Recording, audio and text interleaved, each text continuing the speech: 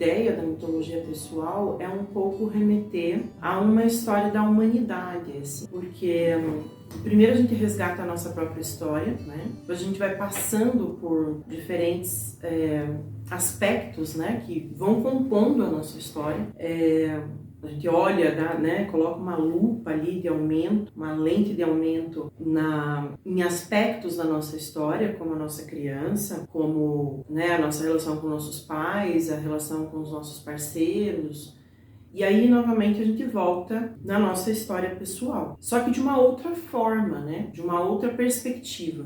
Dentro da mitologia pessoal, a ideia é simbolizar tudo isso. E Jung vai falar que uma das principais funções da nossa psique para a transformação é a função transcendente, que nada mais é do que entender ou significar, né, colocar significado em símbolos, em sinais, né, que podem aparecer no nosso sonho, podem aparecer na nossa vida, e esses símbolos, muitas vezes eles se repetem na nossa vida, né? E muitas vezes a gente precisa sair do nosso próprio ego para poder entender o sentido e o significado que esses símbolos ou que as determinadas narrativas vão ter para a nossa vida.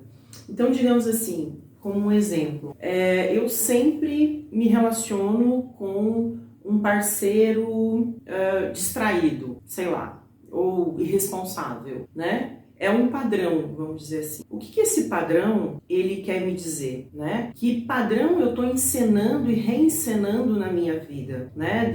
Por exemplo, aqui a gente poderia trazer o símbolo, né? Como aí a simbologia do louco, né? O louco do tarô, por exemplo, né? Que é uma carta do tarô, ele é um símbolo que tem vários significados. Então, o que isso me traz? O que essa padronagem que se repete na minha vida está querendo me dizer, né?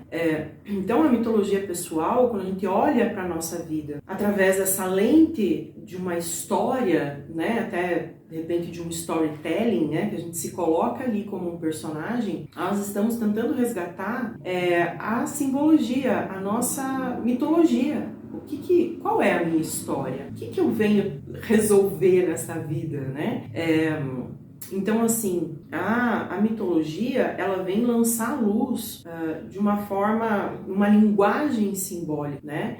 Onde eu posso olhar a minha vida do ponto de vista de um personagem, né, que está fazendo uma jornada e que está alcançando alguns objetivos. Mas que objetivos são esses, né? É quase como se eu tivesse a oportunidade de sair um pouco da minha história, olhar para ela, né, como através de um determinado padrão e fazer descobertas sobre mim mesmo, né? Porque quando eu honro a minha história, que eu aceito as minhas faces mais escuras, né, mais densas, os desafios que realmente eu tenho na minha vida, eu consigo tomar decisões mais precisas. Quer dizer, como que eu venho vindo, né? E a partir do ponto em que eu estou, para onde eu vou agora, né?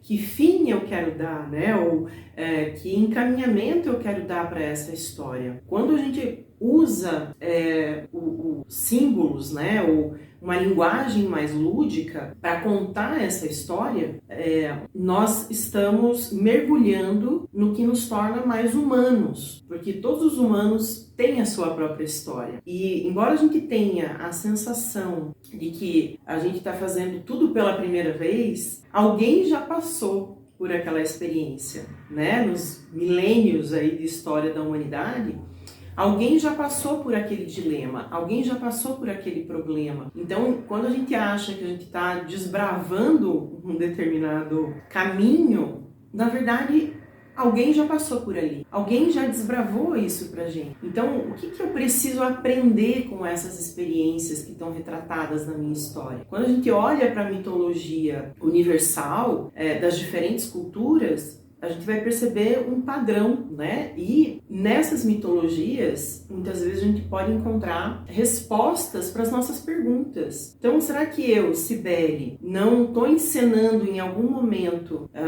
o mito de Perséfone, quando eu me apaixono completamente, né?